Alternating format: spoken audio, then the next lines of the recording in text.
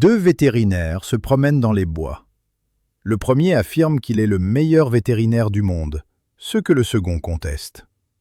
La dispute dure 5 minutes lorsqu'il s'arrête près d'un vieux chêne où un hibou est perché. Le premier dit « Pour te le prouver, je parie que je peux lui faire une amydalectomie sans le réveiller. » Le second accepte le pari, incrédule. Étonnamment, le premier réussit l'opération sans que l'oiseau ne bouge. Le second, vexé, s'écrie « Je parie que je peux le castrer sans le réveiller. » Le premier jure que c'est impossible, mais le second tente le tout pour le tout. Contre toute attente, il réussit aussi. Ils concluent la paix et se déclarent tous deux les meilleurs vétérinaires du monde. Quelques jours plus tard, deux hiboux survolent le même chêne. Le premier dit « Hé, cet arbre a l'air parfait pour se poser cette nuit. Qu'en penses-tu » Le second répond « Certainement pas. La dernière fois que je m'y suis posé, je me suis réveillé sans pouvoir pousser ni un ululement, ni un coup de gueule. » Un homme remarque que les fesses de sa femme s'arrondissent.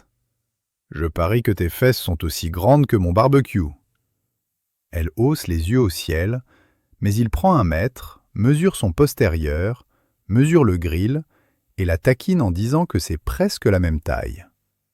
Ce soir-là, il tente sa chance. « Pas ce soir, » dit sa femme.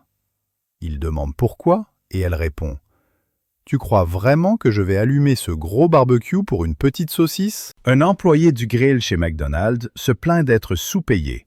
Il commence à frapper les autres employés. La police arrive et il les bat. Le FBI débarque et il les bat aussi. La CIA, l'armée et même les Navy Seals n'arrivent pas à l'arrêter. Le manager réfléchit un instant, puis pousse un autre employé du grill dans la mêlée, qui maîtrise rapidement le cuisinier en colère. Tout le monde regarde le manager, qui hausse les épaules et dit « Apparemment, il faut combattre le frier par le frier. » Ma voisine est célibataire. Elle a une belle silhouette et vit juste en face. Je l'ai regardée rentrer du travail ce soir. J'ai été surpris quand elle a traversé la rue, est venue dans mon allée et a frappé à ma porte. J'ai ouvert. Elle m'a regardé et a dit « Je viens de rentrer et j'ai une envie folle de m'amuser, de me saouler et de faire la fête ce soir. Tu fais quelque chose ?» J'ai vite répondu « Non, je suis libre. » « Super !» a-t-elle dit. « Tu peux garder mon chien ?» Deux instruments à cordes médiévaux se rencontrent pour la première fois. L'un demande à l'autre « Quel type d'instrument es-tu ? Je n'en ai jamais vu de tel. » L'autre répond « Je suis un luth. Beaucoup de cordes, gros et plié à l'extrémité. C'est moi.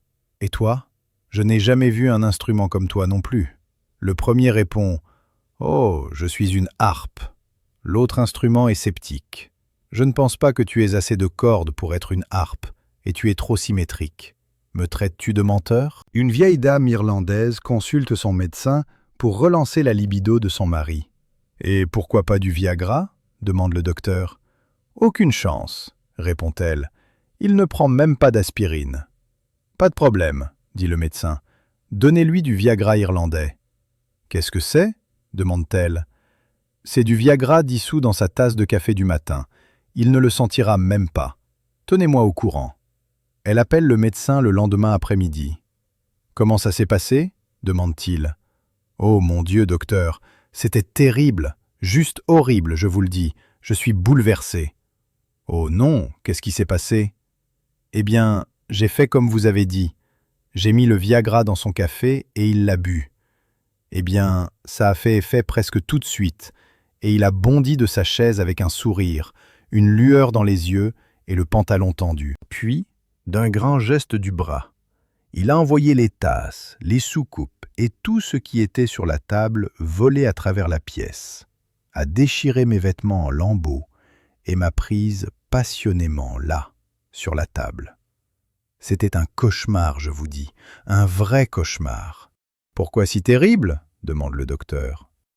Nom d'un chien, c'était le meilleur sexe que j'ai eu en 25 ans.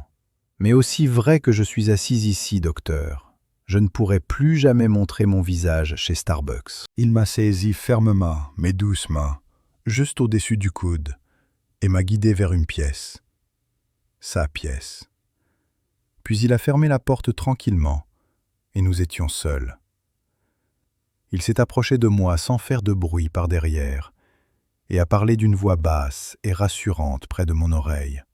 « Détends-toi. » Sans prévenir, il s'est baissé, et j'ai senti ses mains fortes et calleuses partir de mes chevilles, remontant doucement mais sûrement le long de mes mollets. Mon souffle s'est coupé. Je savais que je devais avoir peur, mais je n'en avais cure. Son toucher était si expérimenté, si assuré. Quand ses mains ont remonté sur mes cuisses, j'ai légèrement frémi et j'ai fermé à moitié les yeux. Mon pouls battait fort. J'ai senti ses doigts avisés caresser mon abdomen, ma cage thoracique. Et puis, alors qu'il prenait mes seins fermes et pleins dans ses mains, j'ai inspiré brusquement. Cherchant, explorant, sachant ce qu'il voulait, il a amené ses mains à mes épaules, les a fait glisser le long de ma colonne vertébrale qui picotait et dans ma culotte. Bien que je ne connaisse rien de cet homme, je me sentais étrangement confiante et pleine d'attente. Voilà un homme, ai-je pensé. Un homme habitué à prendre les choses en main. Un homme qui n'a pas l'habitude d'accepter un refus. Un homme qui me dirait ce qu'il voulait. Un homme qui regarderait dans mon âme et dirait « Très bien, madame, vous pouvez embarquer maintenant. » Une douce vieille dame a téléphoné à l'hôpital. Elle a demandé timidement « Est-il possible de parler à quelqu'un qui puisse me dire comment va un patient ?» L'opératrice a dit « Je peux ? Quel est le nom et le numéro de chambre ?»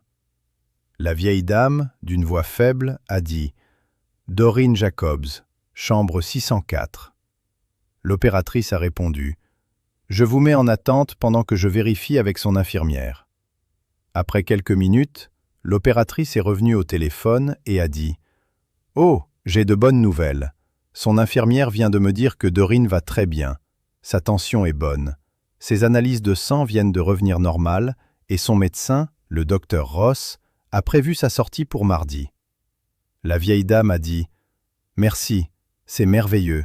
J'étais si inquiète. Que Dieu vous bénisse. » L'opératrice a répondu « Je vous en prie.